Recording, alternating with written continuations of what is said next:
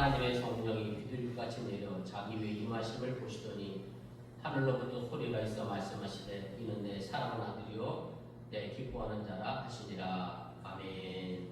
전능하신 아버지 하나님, 거룩한 주일을 맞이하여 주님 앞에 나와 예배합니다. 특별히 오늘 성령 강림절, 예수님께서 승천하시고 하늘에서부터 성령이 임하신 이날 우리가 기억하며 내 마음속에도 성령의 충만함의 역사가 임하게 하여 주시옵소서. 초대교회 사도들이 성령 충만으로 인하여 그의 삶이 변화되었던 것처럼 우리 열방 사람들 모든 성도들이 성령 충만함으로 날마다 기쁨의 삶이 되게 해주시기 원하며 하나님 보시기에 참으로 기뻐하는 자녀들이다 라고 하는 하늘에서 듣는 저희들 되게 하여 주시옵소서. 이제 예배를 시작하려고 합니다. 사탄 말고도 틈타지 않게 하시고 오직 주님께서만 홀로 영광받아 주시옵소서. 예수님의 이름으로 기도드렸사옵나이다. 아멘.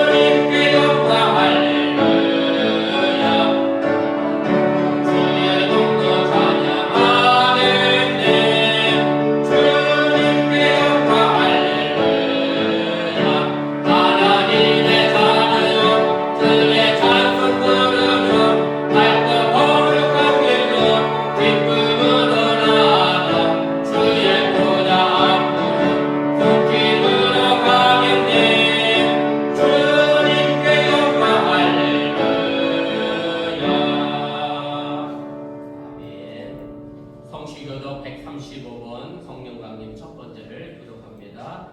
그의 위에 여호와의 영, 곧 지혜와 총명의 영이요 모략과 재능의 영이요 지식과 여호와를 경외하는 영이 강림하시리니 오직 하나님의 성령으로 이것을 우리에게 보이셨으니 성령은 모두와 하나님의 기쁨과까지도 동달하시느니라. 내가 아버지께 구하겠으니 그가 또 다른 보혜사를 너에게 주사 영원으로 너희와 함께 계하리니 그는 진리의 영이라. 보혜사 곧 아버지께서 내 이름으로 보내실 성령, 그가 너에게 모든 것을 가르치고 내가 너희에게 말하는 모든 것을 생각나게 하리라. 오직 성령이 너에게 임하시면 너희가 권능을 받고 예루살렘과 온 유대와 사마리아와 땅 끝까지 이르러 내 증인이라 하시니라. 아멘. 나는 전능하신 아버지 하나님 천지의 창조주를 믿습니다. 나는 그 일에 유일하신 아들 우리 주 예수 그리스도를 믿습니다. 그는 성령으로 잉태되어 동정녀 마리아에게 태어나시고 본토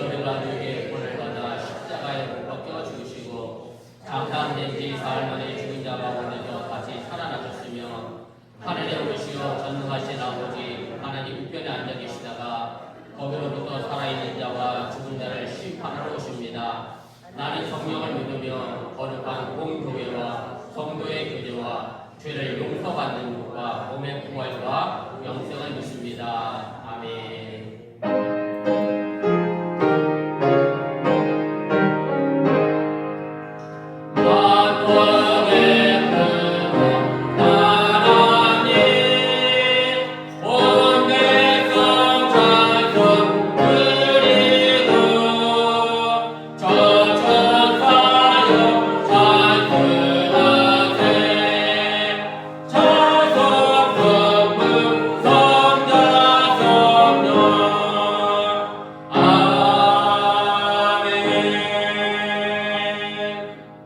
다 같이 자리에 앉아주시기를 바랍니다.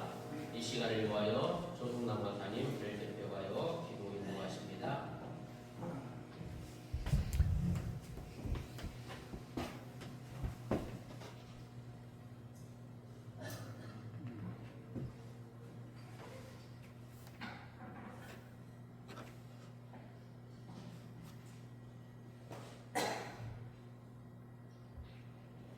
할렐루야.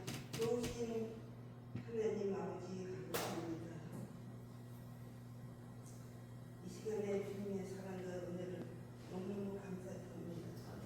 하나님 아버지 거룩하고 복된 안식일을 우리에게 허락하여 주시고 주님이 저녁을 불러주시니 진심으로 감사드립니다. 오늘도 성령 강림 주일입니다. 2000년 전 마가의 다락방에서 임하셨던 성령의 불길이 오늘 우리 심령에 임하기를 간절히 소망하며 이 시간에 경외하는 마음으로 주님 앞에 나갑니다. 지금 이 예배 가운데 우리의 마음이 임하셔서 성령의 충만함으로 우리의 그런 마음을 부드럽게 하시고 두려운 마음이 우리에게 주님께서 하시는 평안과 담대함으로 우리를 채워주시옵소서.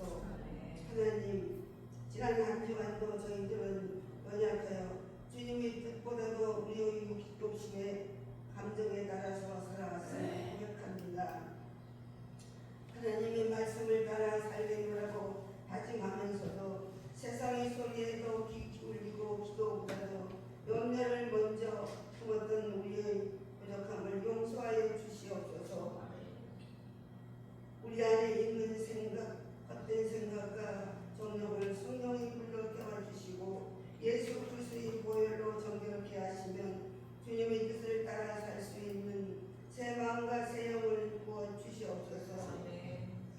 사랑의 하나님, 주님이 십자가에 들이신 이 피를 값주고 사신 우리 교회를 기억하여 주시고 우리 열방사랑교회가 성령의 능력으로 하나 되어 이 지역 사회를 섬기면서 전도로 돌봄과 치유의 사명을 충실히 감당할 수 하게 하여 주시옵소서.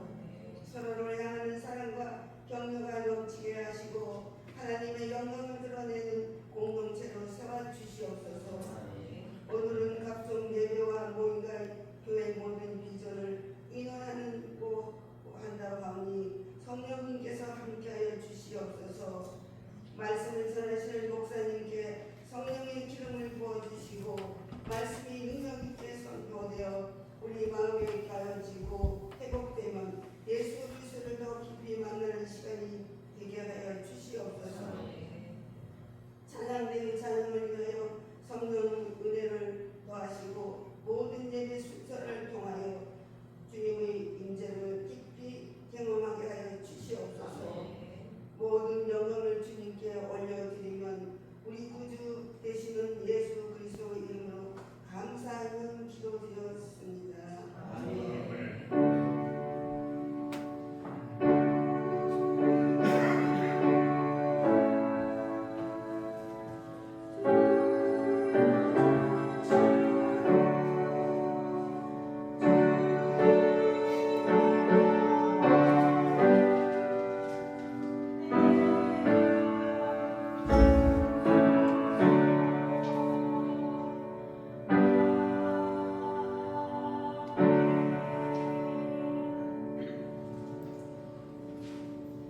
오늘도 예배에 참석하신 여러분들을 주님의 이름으로 환영합니다. 오늘 모두에게 있습니다에 거룩하게 주를 잘 지킬 수 있기를 바랍니다. 광고 들었던 것처럼 예배 후에 각종 예배 모임을 비롯해서 제가 교인들에게 전해야 될 말씀을 잠시 전하도록 하겠습니다. 제가 싫어하는 것 중에 제 1등이 회의 길게 하는 겁니다. 짧게 끝날 테니까 그 자리에 다 앉아 계시면 감사하겠고요. 좀 죄송스러운 말씀일 수도 있겠는데 우리 원로 목사님들과 사모님들은 먼저 나와서 식사를 좀 하시면 좋을 것 같습니다. 제가 교인들과 하고 이야기하고 목사님들은 저를 따라주시면 감사하겠고, 목사가 제일 설교하기 어려울 때가 언제냐면 선배 목사님 모시고 설교할 때가 제일 어려워요. 네, 목사님들이 잘 좀 비켜주시면 하신 간단하게 우리 교회에 대해서 나고 함께 이야기 나누도록 하겠습니다. 그 다음에 신방은 6월부터 시작하겠습니다. 제가 이미 신방 준비하기 준비되어서 여러분들에게 나눠드렸는데 작성하여 주시고, 신방 일정은 제가 회의할 때 생모임 지도자를 통해서 우리 신방 일정 조정할 테니까 그렇게 하시고, 신방 일정 미리 염두에 두시고 알려주시면 고맙겠습니다. 아무 때나 시간 괜찮습니다. 여러분들 편한 시간에 정해주시면 제가 그 시간에 맞춰서 사업장이든 집이든 어떤 차례로 신방할 테니까 그렇게 하시고, 신방 준비 카드 작성해서 미리 신방 준비해 주시면 고맙겠습니다. 그 다음에 6월 첫째 주일부터 우리 주기도문서 하는 거 잊지 마시고 미리 준비해 주시기 바라고요. 또 정재 주사님 KU에서 기도해 주시고, 우리 오명건 사님 아직 못 나오셨는데 오건 사님으로 제가 주중에 연락을 받더니 이제 조금 미리 주시고 계란 조금 드시기 시작하신다고 회복 중에 있다고 합니다. 기도해 주시면 고맙겠습니다. 그 다음에 주보 가져오셔서 꼭 우리 교회 알려주시고 또 전하시고 이렇게 나눠주시면 고맙겠습니다. 그 다음에 저희 아들이 연휴라서 왔습니다. 우리 김성정 목사님 1월달에 해서 아들 한 필요도 하고 있을 텐데 제가 보기에 왼쪽 끝에 앉아 있습니다. 따뜻하게 환영해 주시면 감사합니다.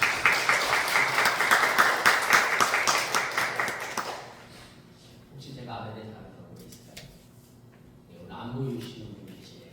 이현미 원장님 안 보이시는 분 두루두루 관심 가지시고 기도해 주시고 또 전화 연락하시고 신방해 주시고 그렇게 해주시면 고맙겠습니다. 다른 광고 없으시면 찬양하겠습니다. 찬양다에 찬양하고 설교하겠습니다. 할렐루야. 다시 한번 하겠습니다. 할렐루야. 네, 그동안 계속 비가 와서 주룩주룩 비가 와서 너무 감사도 하고 그리고 너무 비가 좀 안 왔으면 좋겠다는 생각도 좀 하게 되었습니다. 그래도 저희들을 기르시고 저희들 잊어버리지 말라고 기를 주시는 하나님을 찬양하도록 하겠습니다. Hallelujah.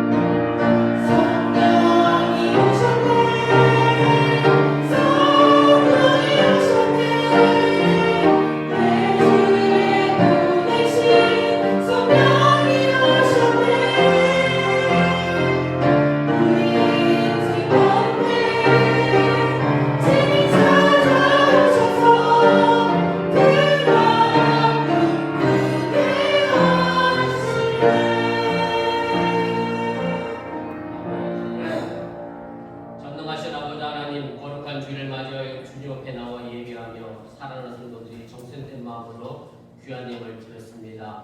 이 물질이 억지로나 인색함으로 드려진 것이 아니라 하나님을 사랑하는 마음으로 즐겨드리는 물질을 믿사오니 이 물질이 또한 오늘이 하늘나라에 심겨지게 도와주시고 저দের 삶의 던 속에 하나님께서 많은 것으로 좋은 것으로 갚아주시고 채워주셔서 11절을 들었습니다. 하나님이 약속하신 것처럼 저দের 창고가 차고 넘쳐나게 도와주시기를 원하고 감사의 예물을 드렸사오니 범사에 감사할 조건 설령 사망의 음침한 골정에 걸어간다 할지라도 주의 지팡이가 막대기가 나를 지키고 있음에 대하여 감사하는 성숙한 신앙이 되게 해주시오며 주의 영금들의 손길 닿는 곳에 발걸음 없는 곳에 하나님의 영광과 기쁨이 되게 하여 주시옵소서. 지금도 예배드리고 있는 우리 주일 학교와 유스를 기억하여 주시고 어린 자녀들이 믿음 안에서 바르게 성장해 나가게 해주시오며 하나님과 사람들 앞에 존귀히 여김 받는 이 가치관이 혼란이 되는 이 세상 속에서 바른 분별력과 판단력을 가지고 하나님 앞에 귀하게 쓰임받는 믿음의 자녀 되게 하여 주시옵소서. 이 모든 말씀 예수님의 이름으로 축복하며 또한 감사하며 기도드렸사옵나이다. 아멘. 하나님 말씀 봅니다. 사도행전 9장 1절부터 9절까지 말씀과 19절부터 22절 말씀 읽겠습니다. 차례대로 교독하시고 9절은 함께 읽고 그 다음에 19절부터 22절 세 구절은 한 목소리로 읽도록 하겠습니다. 사울이 주의 제자들에 대하여 여전히 유업과 살기가 등등하여 대제사장에게 가서 우리는 만일 그 도를 따르는 사람을 만나면 남녀를 방문하고 결박하여 예루살렘으로 잡아오려 하리라. 사울이 길을 가다가 다메섹에 가까이 이르러더니 호련히 하늘로부터 빛이 그를 둘러 비치느니라. 땅에 엎드려져 그네 수가 있어 이르시되 사울아 사울아 내가 어찌하여 나를 박해하느냐 하시거늘 대답하되 주여 누구시니까 이르시되 나는 네가 박해하는 예수라. 너는 일어나 시내로 들어가라. 내가 행할 것을 내게 이를 자가 있느니라 하시니라. 같이 가던 사람들은 소리만 듣고 아무것도 보지 못하여 말을 못하고 서 있더라. 사울이 땅에서 일어나 눈을 떴으나 아무것도 보지 못하고 사람의 손에 끌려 다메섹으로 들어가서 사흘 동안 보지 못하고 먹지도 마시지도 아니하니라. 아멘. 우리 19절부터 22절까지 함께 읽겠습니다. 음식을 먹으며 강건하여 주니라. 사울이 다메섹에 있는 제자들과 함께 며칠 있을 때 즉시로 각 회당에서 예수가 하나님의 아들이심을 전파하니 듣는 사람이 다 누나 말하되 이 사람이 예루살렘에서 이 이름을 부르는 사람을 멸하려던 자가 아니냐. 여기 온 것도 그들을 결박하여 대제사장에게 끌어가고자 함이 아니냐 하더라. 사울은 힘을 더 얻어 예수를 그리스도라 증언하여 다메섹에 사는 유대인들을 당혹하게 하니라. 아멘. 이 시간 찬양대에 특별 찬양 읽겠습니다.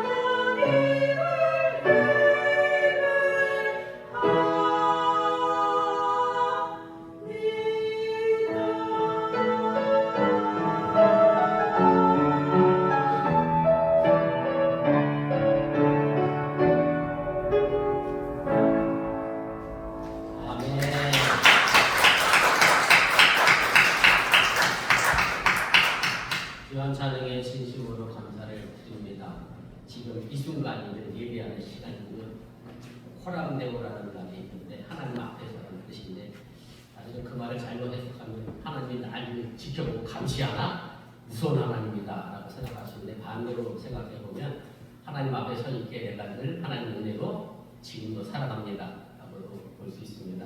하나님 은혜 속에서 오늘도 예비하는 삶으로 살아가는 저와 여러분들 되어주시기를 바랍니다.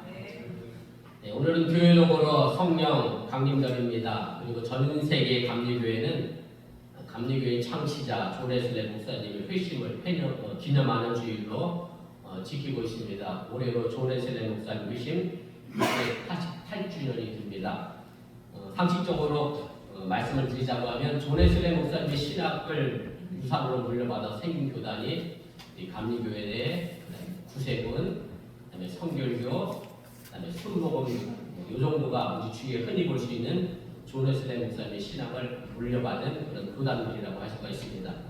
성령 강림절과 존 웨슬리 목사님의 회심 주일에 제가 오늘 선택한 본문의 말씀은 사도 바울의 회심 사건입니다.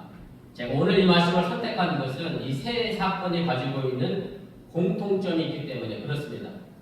물론 여러 가지 공통점을 찾을 수 있겠습니다만은 제가 오늘 전하고자 하는 말씀의 핵심이자 결론은 바로 변화입니다. 이 변화는 우리가 성도로서의 신분의 변화와 더불어서 행동하는 신앙인의 변화라고 말할 수 있습니다. 예수님이 부활하셔서 이 땅에서 보낸 시간이 40일입니다. 그리고 승천하시면서 제자들에게 하신 말씀이 있습니다. 이것을 아주 정확하면서도 간결하게 묘사한 것이 사도행전 1장 3절부터 5절까지 말씀입니다. 그가 고난받으신 후에 또한 그들에게 확실한 많은 증거로 친히 살아계심을 나타내사 40일 동안 그들에게 보이시며 하나님 나라의 일을 말씀하시니라. 사도와 함께 모이사 그들에게 풍부하여 이르시되 예루살렘을 떠나지 말고 내게서 들은 바 아버지께서 약속하신 것을 기다리라. 요한은 물로 세례를 베풀었으나 너희는 몇 날이 못 되어 성령으로 세례를 받으리라 하셨느니라. 그리고 열흘 뒤에 예수님이 약속하신 대로 오순절날 마가의 다락방에 성령이 임하게 됩니다.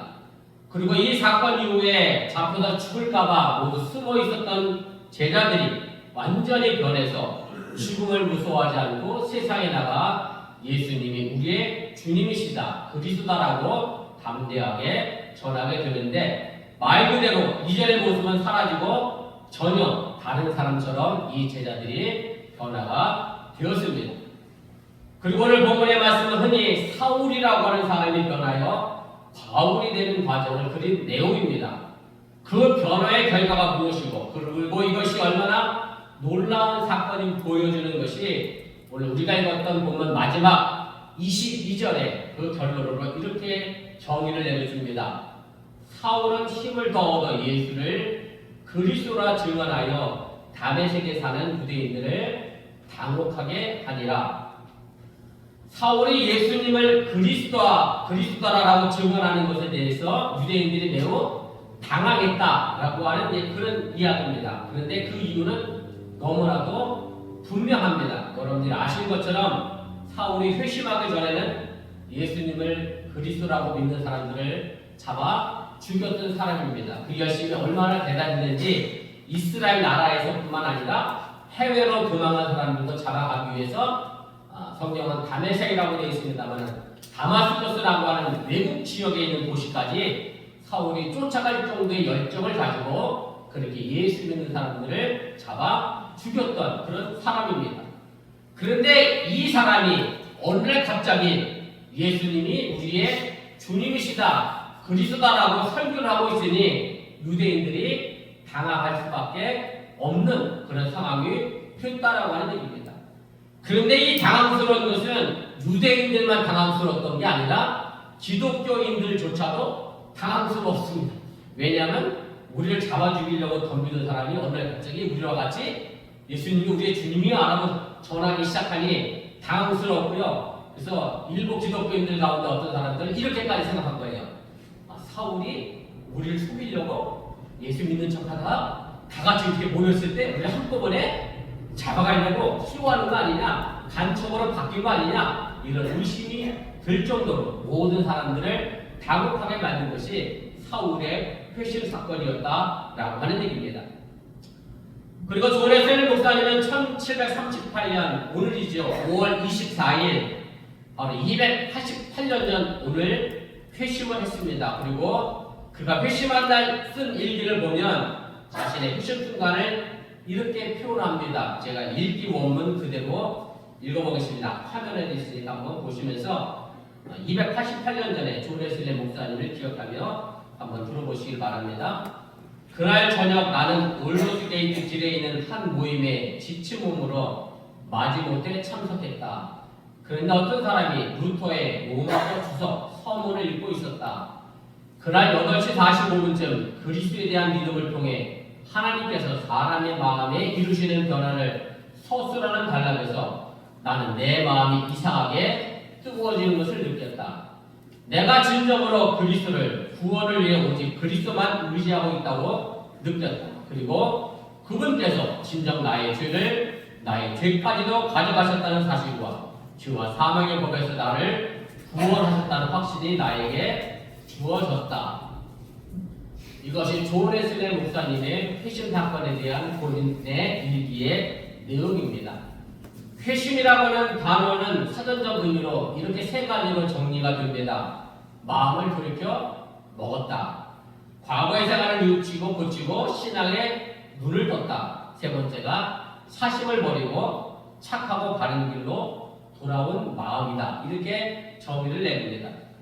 이런 사전적인 의미를 기독교 용어로 바꿔 설명을 하면 과거의 예수를 믿지 않고 생활하는 것을 돌이켜서 회개하여 예수를 믿는 믿음을 가지는 것으로 우리가 설명을 해볼 수가 있습니다.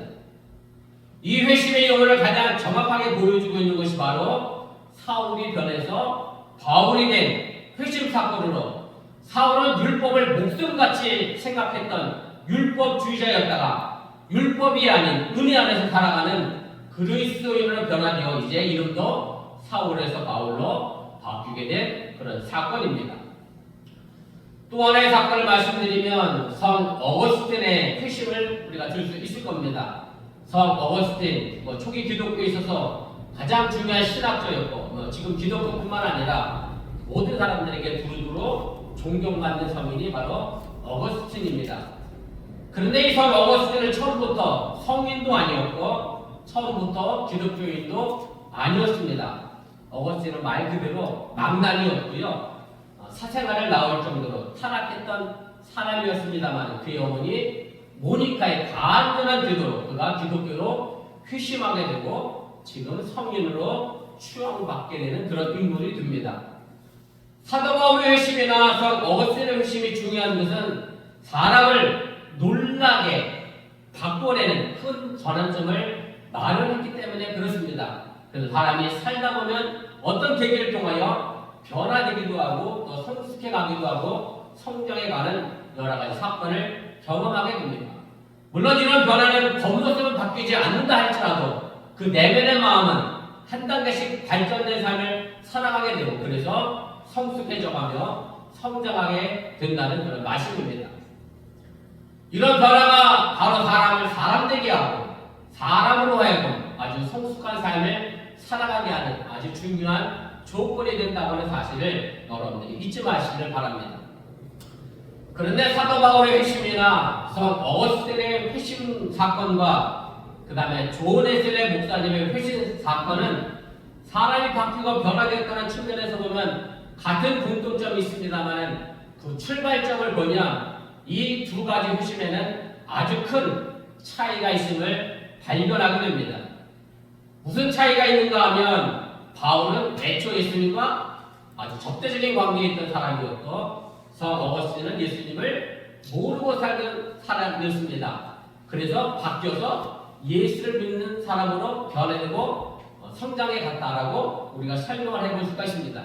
그런데 존 웨슬리 목사님은 회심 전에도 이미 성공의 목사였고 회심 후에도 성공의 목사였다는 사실입니다. 그래서 예수를 모르는 사람이 변화돼서 회심해서 예수 믿는 사람이 된 게 아니라 원래 예수를 믿던 사람이 회심하여서 더 잘 예수 믿는 사람으로 바뀌어진 것이 존 웨슬리 목사님의 회심의 사건이고 이것이 아주 큰 분명한 차이점이라고 하는 사실입니다. 그래서 사실 지금 이 자리에 있는 저나 여러분들에게는 사도 바울이나 성 어거스틴의 회심은 조금 물론 중요하죠. 그러나 우리와는 거리가 있고요.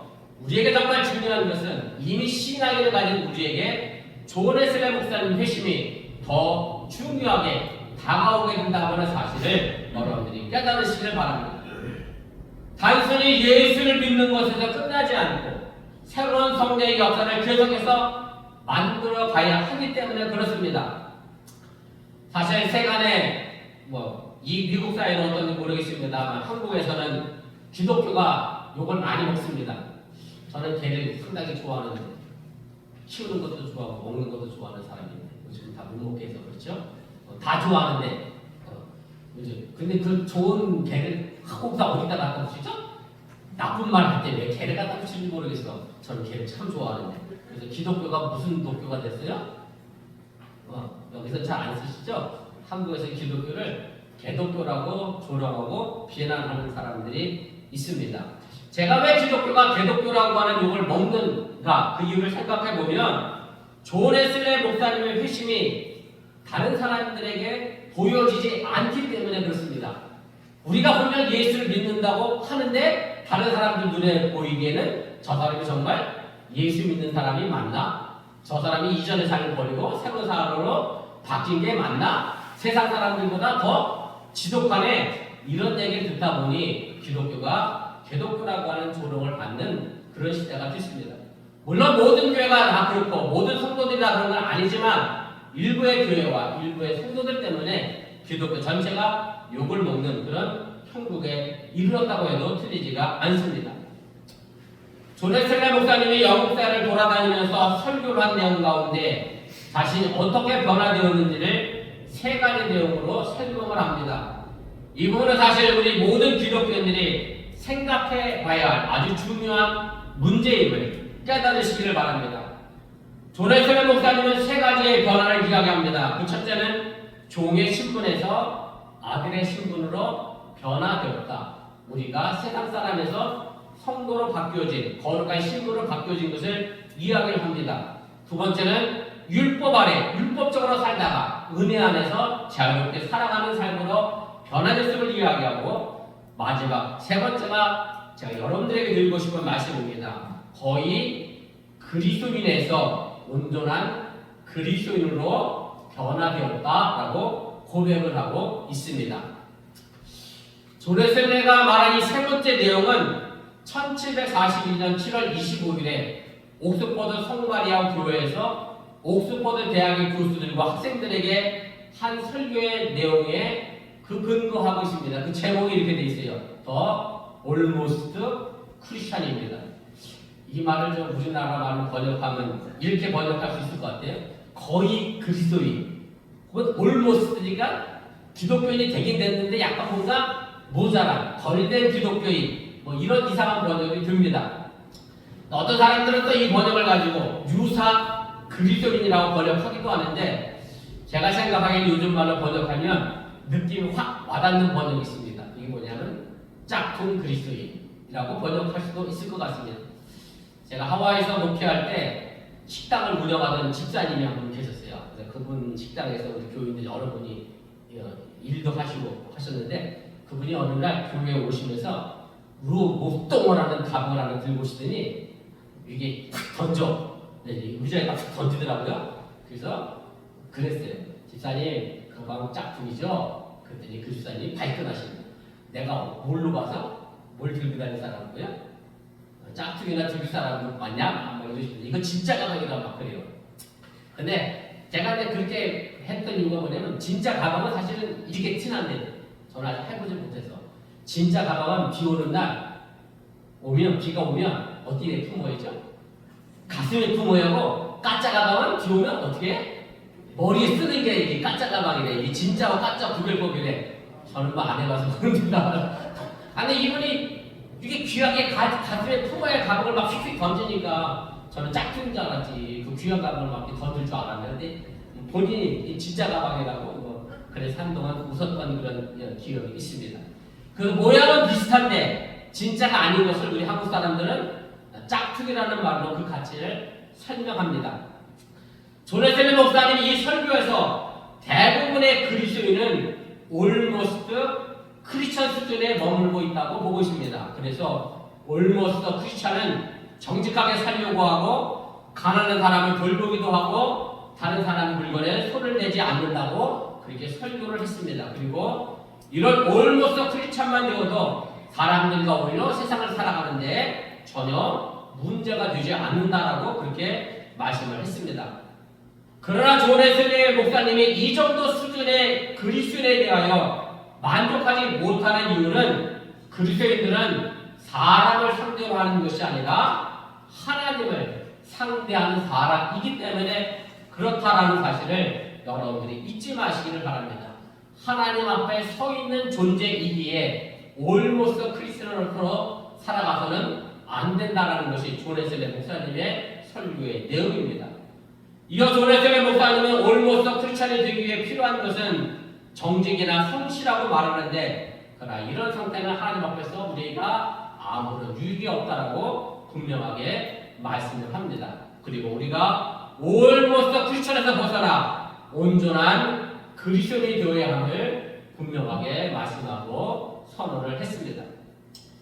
이것은 그 누구의 삶의 모습에서가 아니라 존 웨슬리 목사님 본인의 삶에서 철저하게 경험한 삶이었기 때문에 굳이 다른 사람의 삶으로 설명할 필요가 없는 그런 내용이었습니다. 존 웨슬리 목사님은 1703년에 영국 성공의 목사 사무엘 웨슬리와 그의 어머니 수산나의 15번째 아이로 태어났습니다.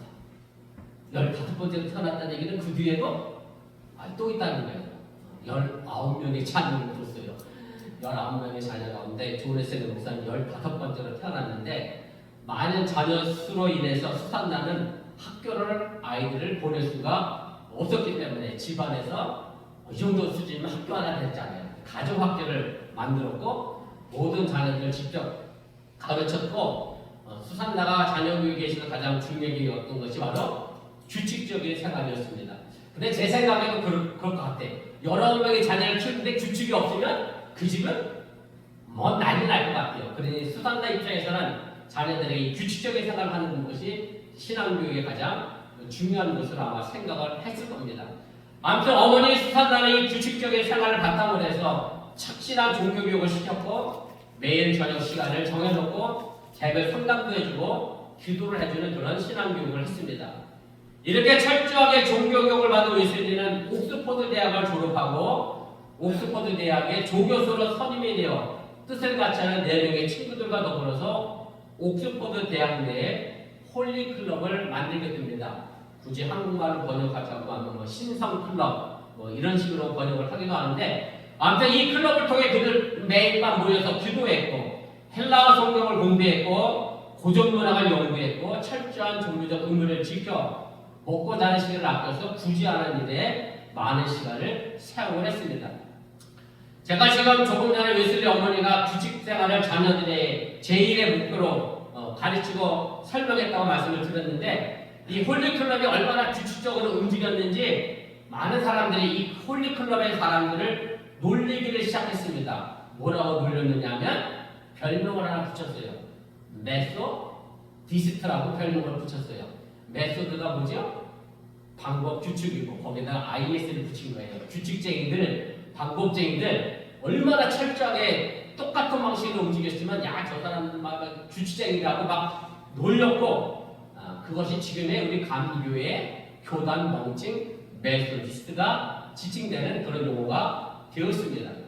이것은 마치 초대교회 당시 안디옥교회에서 처음 크리스찬을 그렇게 불렀죠. 크리스찬이라고 불렀는데 크리스찬의 의미도 마찬가지입니다. 그리스도를 따르는 사람들, 물론 좋은 의미로 불렸는지 나쁜 의미로 불렸는지 모르겠습니다만 그리스도를 따르는 사람들이 크리스찬에 대해서 지금 우리의 공식적인 명칭, 우리 신분, 세상과 구별되는 그런 명칭이 되어 있습니다만 우리 감리교회 출발 메소디스트라는 그 별명이 지금 우리 교단의 정체성을 드러내고 있는 것이라고 해도 틀리지 않다라고 하는 얘기입니다.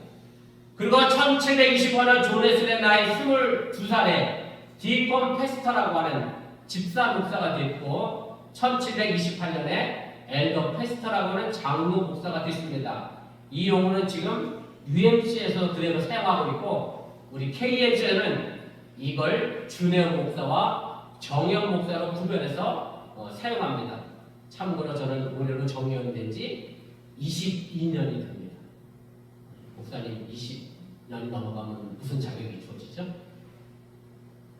우리 감리교 정영 목사 20년이 넘어가면 감리사 다음에 저도 감독 나가도 괜찮습니다.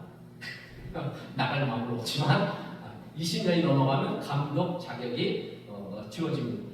아무튼 웨슬리 목사님은 엘더 페스터 장로 목사가 된 지 10년이 지나서 1738년이 될 때까지도 그의 마음속에 떠나지 않는 의문이 있었는데 그게 뭐냐면 하나님은 분명히 살아계시기는 하는데 자기가 그걸 믿긴 믿는데 그 마음에 확신이 없었다는데 존 웨슬리 목사님의 고민이 있었다라고 하는 얘기입니다. 존 웨슬리 목사님의 핵심에 있어서 가장 중요한 것은 그래서 확신이었고 그래서 존 웨슬리 목사님의 일평생 설교의 주제 또한 확신이었다고 하는 사실을 여러분들이 기억하시기를 바랍니다. 사실 우리는 매 순간 이 확신의 신앙과 믿음이 필요합니다. 이 확신이 없다라고 하면 우리 신앙생활은 말 그대로 맹숭맹숭할 수밖에 없습니다. 분명 겉보기에는 기독교인인데 그 알맹이는 기독교인이 아닌 얼거스드 크리스찬일수밖에 없다는 말씀입니다. 아마도 오랜 시간 동안 신앙생활에 익숙해져 있는 사람이라고 하면 어찌 보면 모두 공감할 수 있는 이야기라고 할 수가 있을 겁니다. 흔히 모태신앙을 무슨 신앙이라고 얘기죠? 모태신앙. 우리 아들이 모태신앙인데 모태신앙이에요. 우리 아들도 비슷해요. 존 웨슬리 목사님 회심이 필요한 게 우리 아들의 모습인데 아무튼 모태신앙은요 모태신앙입니다. 너무 그 생각이 익숙하니까 본인 스스로의 신앙이 없는 거예요. 누구의 신앙이야? 부모님의 신앙을 가지고 그냥 그대로 살아가는 모태신앙이 어떻게 보면 단점이라고 표현할 수도 해도 틀리지가 않습니다. 결혼을 해서 20, 30년 같이 산 부부가 처음 가졌던 마음의 사랑은 온데간데 사라지고 30년쯤 넘어가니까 네 살이 내 살이고 내 살이 네 살이고 손을 잡아도 가슴 떨리는 것 대신에 서로 손잡아서 넘어지지 않으려고 의지하는 정도. 말 그대로 무뎌진 사랑의 모습을 30년 넘은 부부들이라고는 다 아마 가지고 있을 겁니다. 그런데 이것이 신앙생활에도 그대로 적용된다고 하는 얘기죠. 처음 가졌던 예수님에 대한 열정과 사랑은 어느덧 사라지고 무덤덤해진 신앙의 모습을 우리 계속해서 유지하며 살아가게 된다라고 하는 얘기입니다. 그래서 우리는 매 순간 성령 강림의 역사가 필요하고 그 성령의 역사를 통해서 기쁨과 감사의 신앙생활을 해나가야 한다고 하는 사실을 여러분들이 믿으시기를 바랍니다. 저희 교회에서도 송경민 목사님이 쓰신 찬양을 간혹 부르시는데 손 목사님이 쓰신 찬양곡 가운데 나는 무익한 종입니다라는 제목의 곡이 있습니다. 한 앞부분 한 2분 정도 들어볼 텐데요. 노래 잘하시는 목소리만 듣지 마시고 가사를 유념해서 들어주시면 좋겠습니다.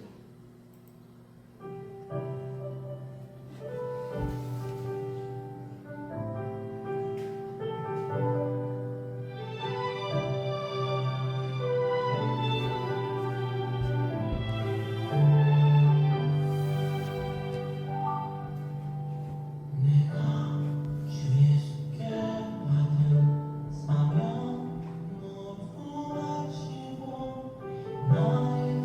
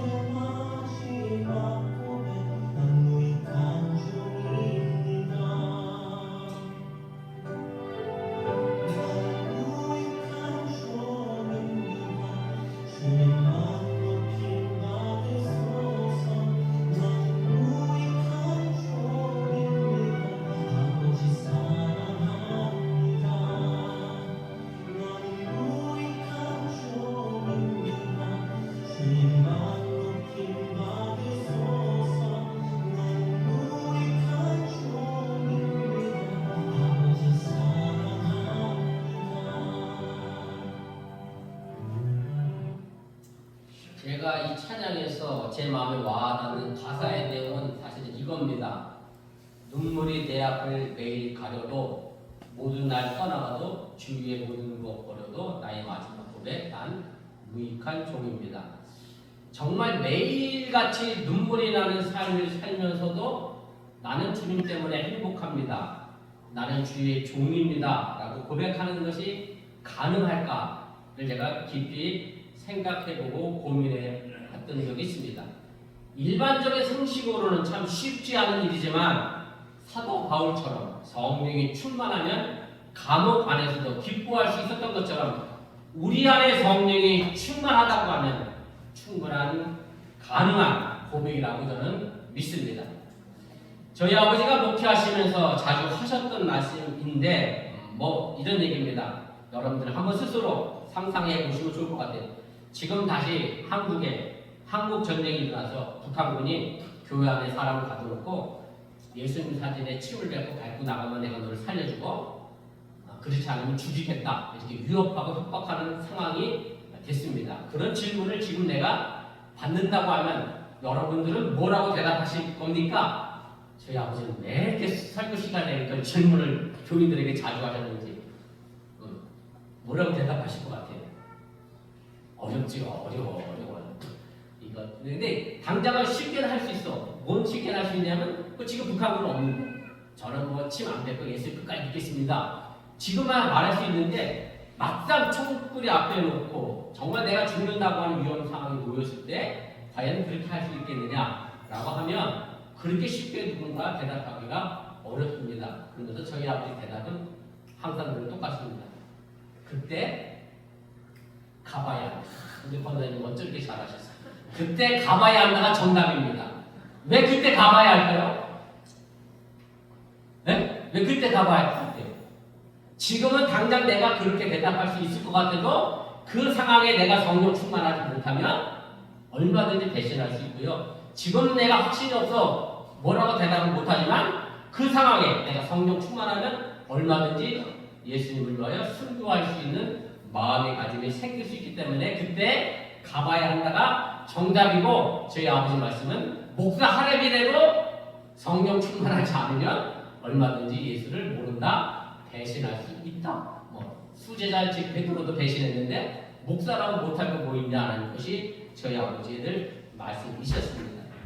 많은 사람들이 사도 바울의 회심 사건을 보면서 내게도 그런 극적인 경험이 있기를 기도하고 간구하기도 합니다. 정말로 내 마음에 뭔가 뜨거운 확신, 왜 사도 바울처럼 나를 갑작스럽게 변해주시는 놀라운 사건, 왜 나를 만나주시지 않을까? 그래서 나는 그런 경험이 없으니 성령의 사람이 아닌가 늘 그렇게 오해하고 생각하기도 합니다. 그러나 회심은 극적인 변화도 있지만 존에스의 목사님 회심처럼 내 마음의 성령의 깨달음을 통해 회심을 해가고 성장해 가는 것도 회심의 역사이며 성령의 역사임을 믿으시기를 바랍니다. 존에스의 목사님은 누군가가 로마서 주석에 서문을 읽고 있는 것을 들을 때 그의 마음이 이상하게 뜨거워짐을 느꼈다라고 그날 일기에 기록을 합니다. 성경 본문도 아니고요. 로마서 주석에 앞에 있는 머리글이라는 소리예요. 머리글, 서문. 거기 읽어갔는데 존에스의 목사님 마음에 성령의 깨달음이 있었기 때문에 그 음성이 그에게 들려졌고 그가 회심하게 됐고 그래서 감리교회가 지금 태동하게 됐다고 하는 사실을 여러분들이 잊지 마시기 바랍니다. 제가 말씀을 드렸던 것처럼 존에스의 목사님의 회심은 사도 바울의 회심처럼 그렇게 극단적인 것은 아니었습니다. 이 체험을 얻기 위하여 웨슬리 목사님은 목사가 된 지 13년 만에 그 대답을 듣고 확신을 가졌다라고 하는 얘기입니다. 그래도 웨슬리 목사님이 이 대답을 들었던 것은 끊임없이 하나님을 사랑하는 마음을 가졌기 때문에 그 음성을 들었던 것이지 그 마음을 포기했다라고 하면 아마도 웨슬리 목사님은 그 음성을 미처 듣지 못했을 겁니다. 우리가 이런 마음조차 없으면 성령의 음성이 내게 들려진다 하더라도 우리는 결국 그 음성을 들을 수가 없다고 하는 사실을 여러분들이 깨달으시길 바랍니다.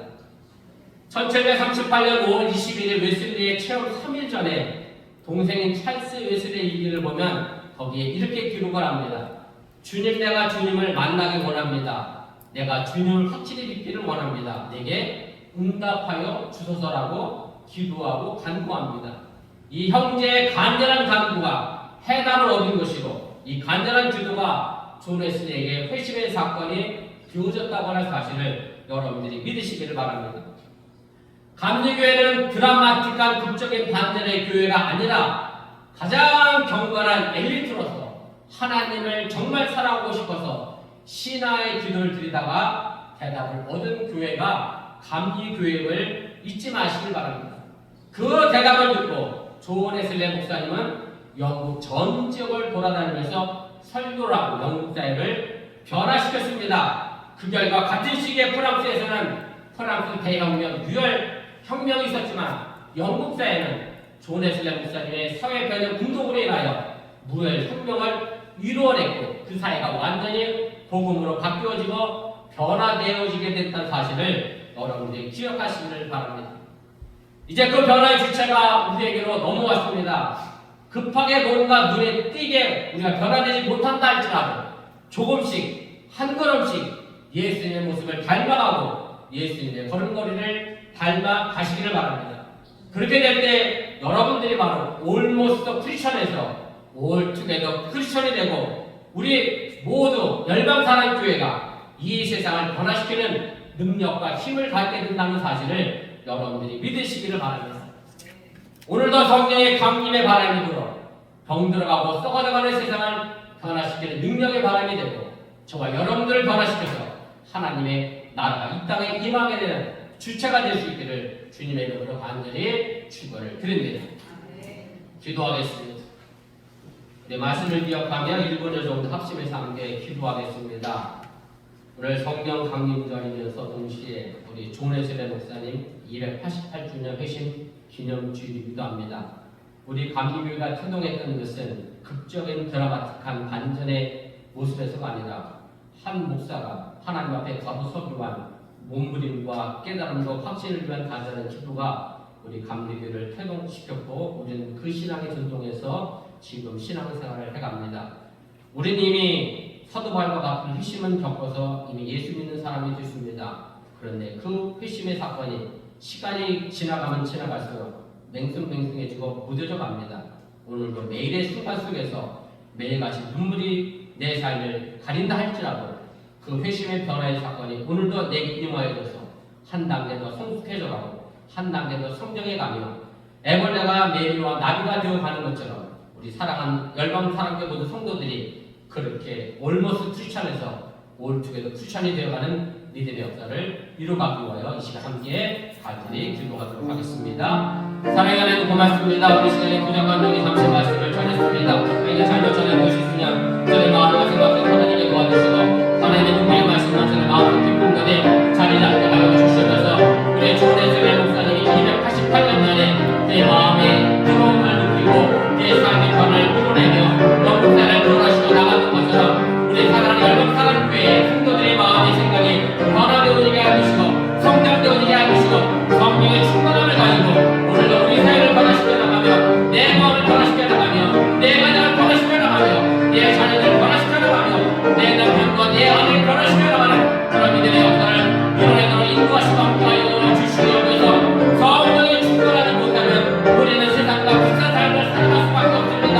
세상으로부터 나와 누가 다르냐 구별되지 못하고 구별되지 못한 성스러운 삶을 살아갈 때가 너무나 많이 있음을 고백합니다. 주여 지금 이 시간이 내 삶의 예배된 것의 삶을 살아가게 도와주시고 하나님 앞에 걸어선 하나님의 삶 하나님의 은혜 속에서 물론 내가 살아가는 예배자의 삶을 살아내도록 인도하시고 함께하여 주시면서 그 예배의 삶이 내 가정을 누리게 하시고 그 예배의 삶이 아버지는 내 직장을 누리게 해주시기 바라며 그 예배의 삶이 내 인간의 관계를 누리게 도와주시기 바라며 그 예배의 삶이 내 자녀와 내 부부와 내 남편과 아내 속에서 이루어져나가는 그런 믿음의 역사를 통하여 우리 열방사랑교회 모두